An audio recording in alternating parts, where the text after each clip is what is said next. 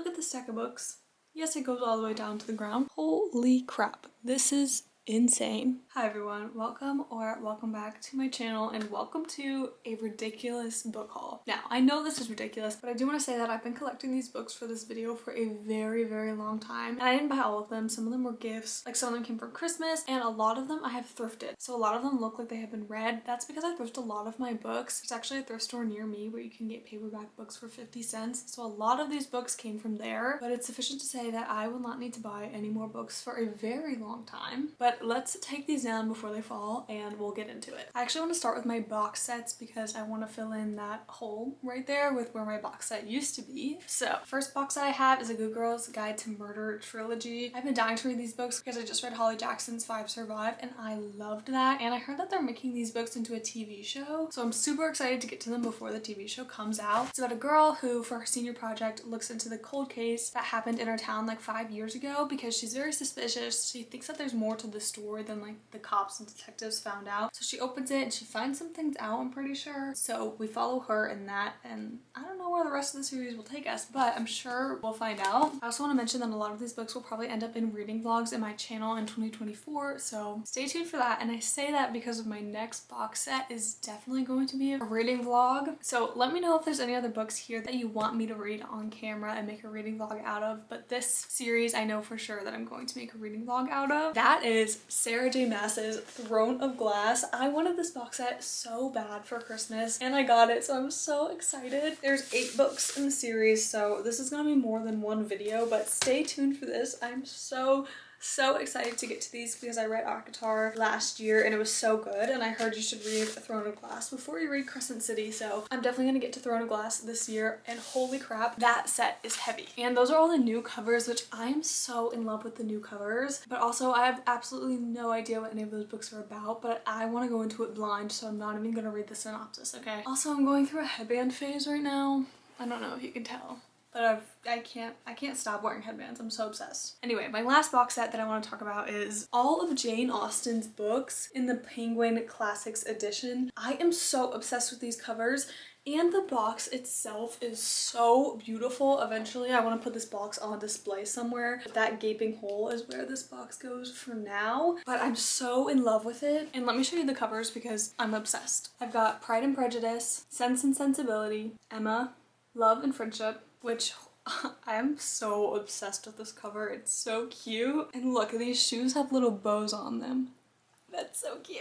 Persuasion, Northanger Abbey, and Mansfield Park. And I've not read Jane Austen at all, which feels like a crime, so I'm so excited to get to those books. And like I said, I'm so obsessed with all the covers. They're so pretty. I'm feeling a little overwhelmed because of the amount of books I have in front of me. I counted and it's exactly 40 books, which is a lot. But let's just get into it. I'm not going in any particular order, so I also don't know much about these books because like I said, some of them were gifted to me, so, and I like going into books as blind as possible. That's part of why I don't know some of the synopsises of these books. First up, I have The Brain That Changes Itself. It says stories of personal triumph on the frontiers of brain science. My mom picked this up for me and I'm excited to read it because I have a goal this year of reading at least 12 nonfiction books, because in my brain that means I can read one nonfiction book a month, and that doesn't seem too daunting to put it as one nonfiction book a month. 12 a year sounds a little bit more daunting, so I'm excited to read this as part of that. I also recently read The Confidence Code, which was also in a reading vlog in December, and that had a lot of neuroscience in it, which I really enjoyed, so excited to pick this one up. Oh, I'm probably gonna say excited a lot in this video. Just warning you.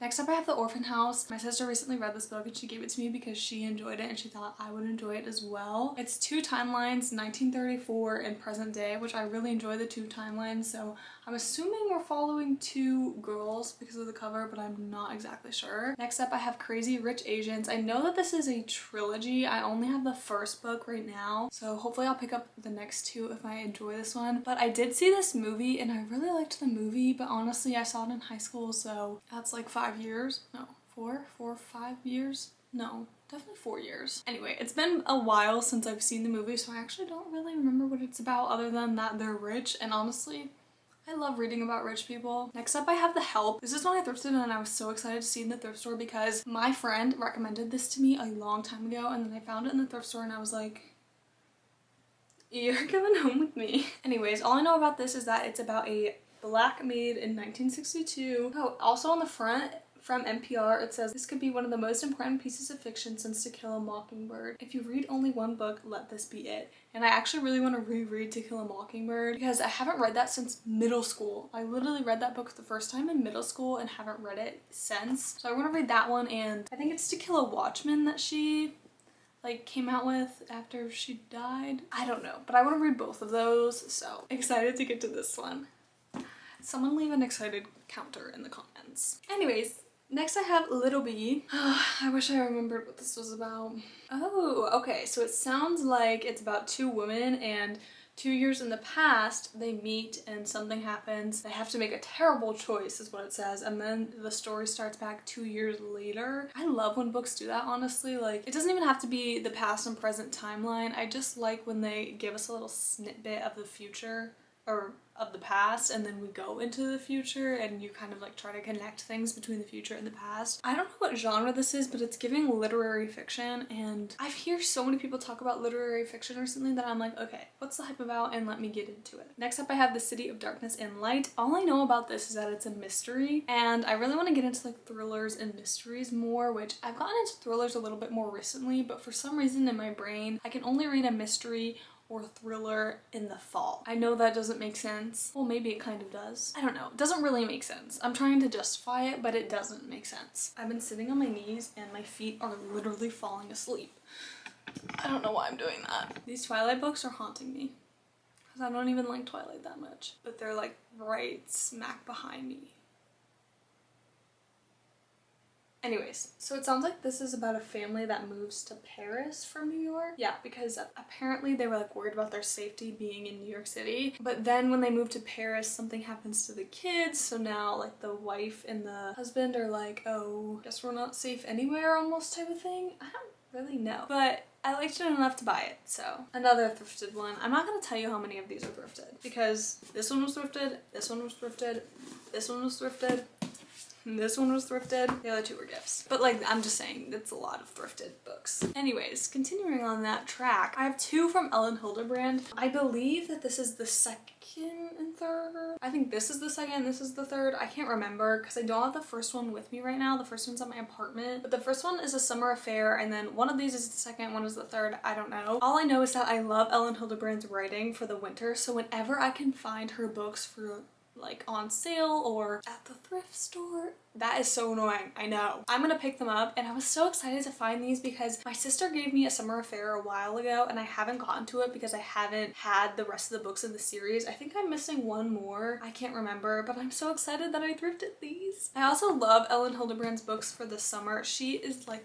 literally the best perfect summer author in my brain because I haven't read one of her books and walked away disappointed. I've always been like, oh, that was good, or oh, that was great, you know what I mean? Next I have Girl in Pieces. I think that this is a standalone, but I'm not exactly sure. All I know that this was a very popular book back in the day, and I want to read all of the popular books. Like I want to get the hype, you know what I mean? All I know is that this book sounds really, really sad. Like I read the back of it and it sounds really sad. It sounds like it's about this girl who's like alone in the world. She's pretty young. I don't know. But it sounds like there's probably a lot of trigger warnings in this book because it sounds very sad, and I feel like I've seen this book in videos where they're like reading sad books, like those kind of videos. Next one I was shocked to find at the thrift store because I swear that this is pretty new. This is The Do-Over by Lynn Painter. First off, I'm obsessed with this cover, and it kind of goes with the cover of the book we'll talk about next just because they're similar covers. I'm obsessed with the pink and the yellow. Hi, so cute. I think that there has been some backlash about this, like a lot of people aren't loving this one as much as her other one, but I haven't read anything by Lynn Painter, so I'm excited to get to this. Also, the cover is giving, like, I'm a little bit suspicious because I know the trope in this is repeating the everyday trope. I can't remember what it's called off the top of my head, but it's where they repeat the same day over and over again, and I've only ever seen that done in a TV show. I've never seen it done in a book or movie format, so I'm excited to read this. Holy crap!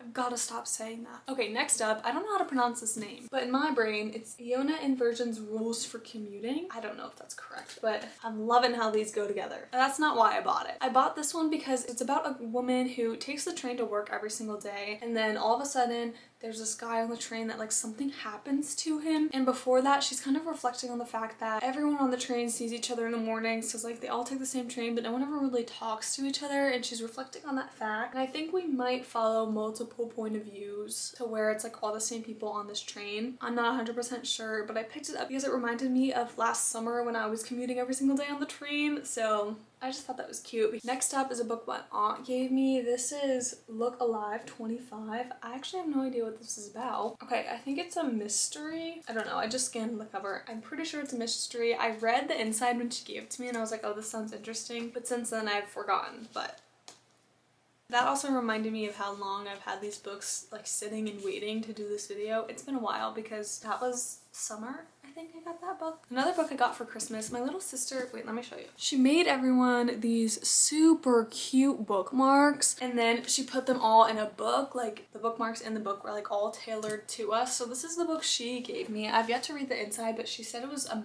mystery. You know what? I think I'm just guessing. I think I'm just guessing mystery on every single one of these books. Oh yeah, someone dies. Nope, someone's accused of something. That sounds like it's gonna be a hard read. Okay, let's move on. I'm gonna read it though. I don't want her to see this and be like, I'm gonna read all of these books. Okay, next up, I'm gonna talk about both of these together. This is Divine Rivals and Ruthless Vows. I got both of these at the Barnes & Noble sale recently. I'm so excited to read both of these. I don't know what Ruthless Vows is about for a good reason because I haven't read Divine Rivals yet. So this is the first. I'm pretty sure it's a duology. I think it's done after Ruthless Vows. I'm not 100% sure though. But Divine Rivals, it's a fantasy and it's about this magical typewriter and two people are writing on this typewriter back and forth to each other. I'm so excited for this one specifically because I have an old-fashioned typewriter and I think it's so cute. I went through a phase where like I was really into the typewriter. Like when I was younger, I would write little news stories on the typewriter. That's how much like I was into the typewriter, you know what I mean? So I'm so excited to read this one. Also, I've seen so many people rave about this one, and my bestie, she just read this one and is obsessed with it. So I'm gonna read both of these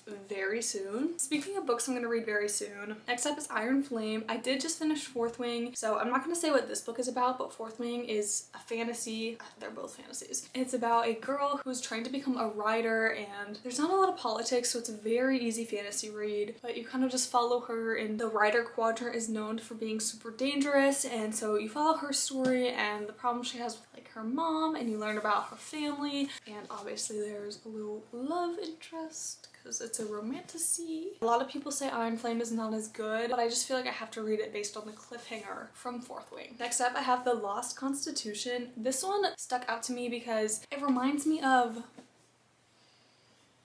Guys, what is that movie where they steal the Constitution? I literally just watched it the other day. What is the movie? I have to look it up. Oh, they stole the Declaration of Independence and it was National Treasure. I don't know why National Treasure and this book are giving me like similar vibes. This also reminds me of the Da Vinci Code, like how it's a little bit of history, like it's kind of historical fiction but also like action-y. What genre is that? You guys let me know because I'm confused. But it reminded me of those books and I really liked those books, so I wanted to give this one a go. We're on the home stretch, guys. We only have 5 more books left. Next, I have The Devil Wears Prada. Stumbled upon this in the thrift store and I was like, okay, I need to read this book so that I can watch the movie. I hate the mini covers of these books. I don't know why, but hopefully it doesn't bother me. Next, I have Amazing Grace Adams. My mom actually bought me this book because she saw it on the Today Show and she said she thought of me. So I thought that was so sweet. I have yet to read it, obviously, and I'm not 100% sure what it's about. The first sentence in the synopsis says, Grace Adams gave birth to her daughter, blinked, and now suddenly is no longer in her 20s. One hot summer day, stuck in traffic on her way to pick up her cake for her dog's 16th birthday,